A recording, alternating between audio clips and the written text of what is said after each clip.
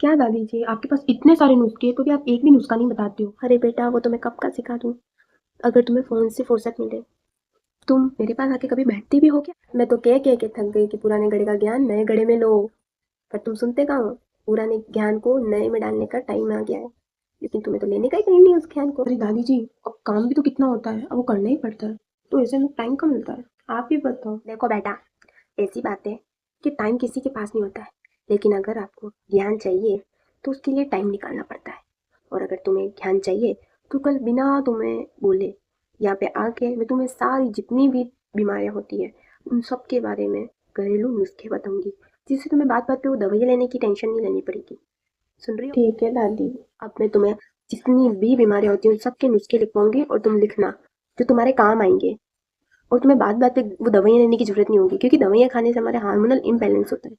तुम्हें भी पता है, तुम्हारी लैंग्वेज में बोल रही हूँ मैं। और तुम्हारे पिंपल भी निकल जाते हैं, ये भी तुम्हें पता है। इसलिए नुस्खे सीख लेना बेटा, मैं तुम्हें तो बता दूंगी। पुराने घड़े से नए घड़े में ज्ञान लो, तो मैं रोज तुम्हें कुछ नुस्खे बताऊंगी फिक्स बीमारी के लिए।